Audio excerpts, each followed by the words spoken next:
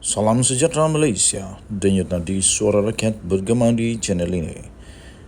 Jangan lupa tekan butang subscribe, like dan share. Malaysia kita punya, cintai Malaysiaku, kita jaga kita.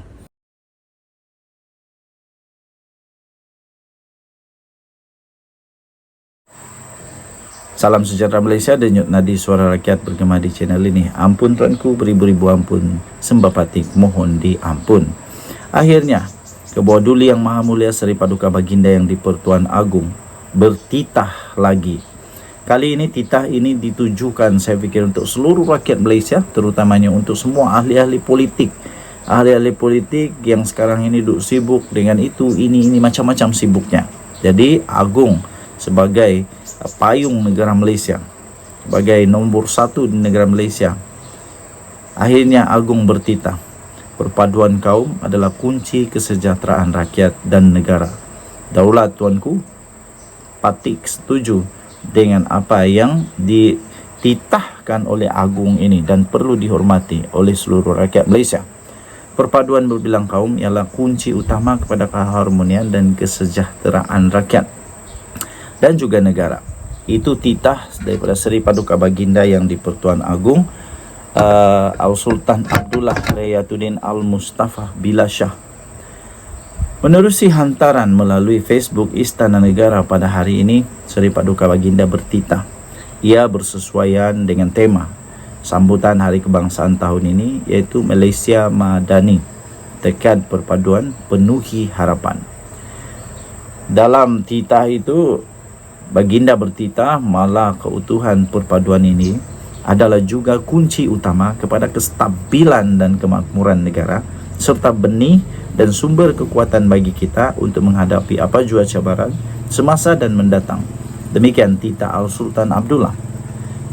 Seri Paduka Baginda yang di-Pertuan Agong juga turut menyeru rakyat jelata negara Malaysia untuk mengimbau kembali 6 dekad yang lepas, apabila semangat kenegaraan dan cintakan tanah air itu telah menyatu padukan seluruh rakyat Malaysia dengan satu tekad dan iltizam, sehingga kemerdekaan yang diidamkan kini telah menjadi realiti.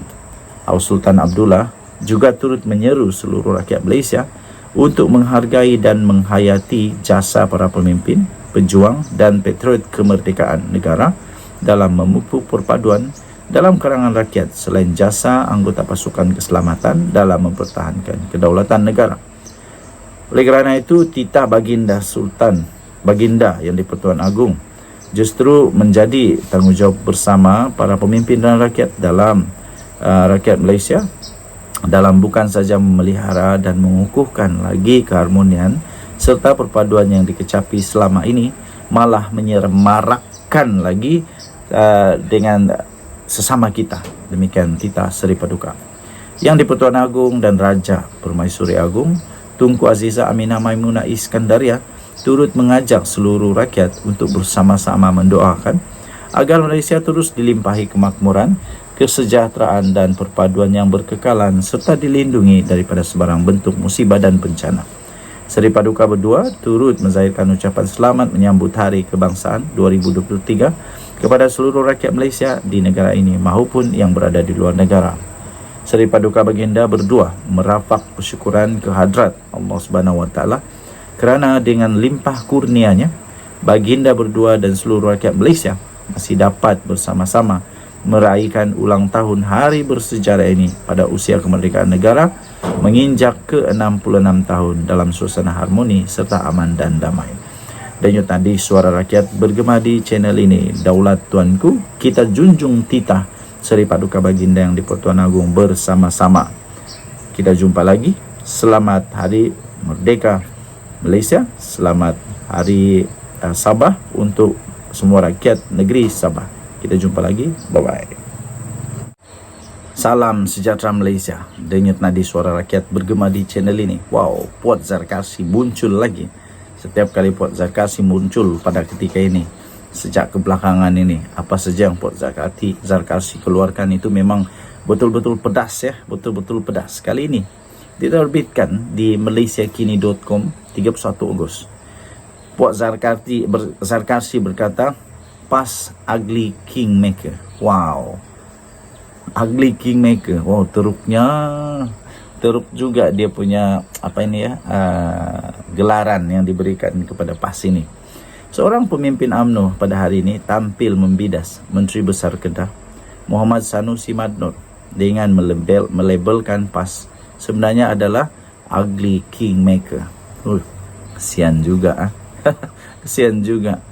Ahli Majlis Kedah Tinggi MKT UMNO iaitu Muhammad Puat Zarkarsi berkata demikian selepas Sanusi yang juga Ketua Pengarah Pilihan Raya PAS mendakwa parti itu adalah kingmaker yang akan menentukan hayat politik Presiden UMNO Ahmad Zahid Hamidi. Oh, sebab itulah Puat Zarkarsi mengakui juga, sebenarnya bagi saya dia mengakui juga bahwa PAS ini adalah betul boleh jadi kingmaker, tapi ugly kingmaker. Menurut Sanusi, hayat politik Zahid boleh panjang jika bekerjasama dengan PAS. Menurutnya lagi, PAS adalah kingmaker. Jadi Puat Zarkarsi kata betul PAS adalah kingmaker, tetapi ugly kingmaker. Aduh, kesian juga PAS dapat gelaran ini. Katanya PAS boleh tukar fatwa untuk menghalalkan tindakan politiknya. PAS tinggalkan siapa saja yang dia mahu, kata Puat Zarkarsi melalui satu hantaran di laman Facebooknya pada hari ini. Pada semalam, Sanusi dilaporkan berkata hanya PAS yang boleh menyelamatkan kerjaya politik Ahmad Zahid jika Presiden UMNO itu bekerjasama dengan parti tersebut. Kalau Zahid nak buat apa-apa pun, kalau tidak melibatkan PAS, dia tidak akan berjaya menyambung hayat politik. Itu kata Sanusi dalam satu sidang media di Kedah semalam. Wow. Dia juga turut membayangkan apa juga gerakan politik tidak akan berjaya sekiranya PAS dipinggirkan. Tambahnya lagi, saya rasa kalau tidak melibatkan perkara PAS secara serius, tidak akan kemana-mana. Semua gerakan politik di negara hari ini mesti melibatkan PAS sebagai kingmaker. Itu kata Sanusi lagi. Betul lah tu. Itu saya setuju. Semua yang terjadi pertukaran kerajaan, yaitu pada langkah Sheraton yang lalu. Pada satu ketika dulu, kalau saya tak silap, Guru Hadi Awang mengaku bahawa dia memainkan peranan yang besar. Dia jadi mastermind di dalam gerakan langkah Sheraton tersebut.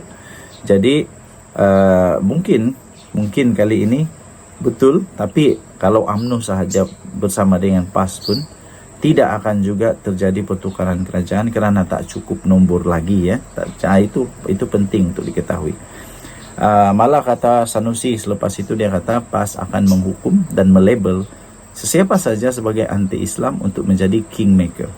Katanya PAS jadi angkuh kerana dia kingmaker kepada Muhyiddin Yassin dan bersatu, kata Puat Zarkarsi. Oh, itu kata Puat Zarkarsi. Puat Zarkarsi kata PAS akan menghukum sesiapa saja sebagai anti-Islam untuk menjadi kingmaker. Itu bukan Sanusi yang kata, tapi itu adalah Puat Zarkarsi yang kata. Puat Zarkarsi kata PAS akan menghukum dan melabel sesiapa saja sebagai anti-Islam untuk menjadi kingmaker.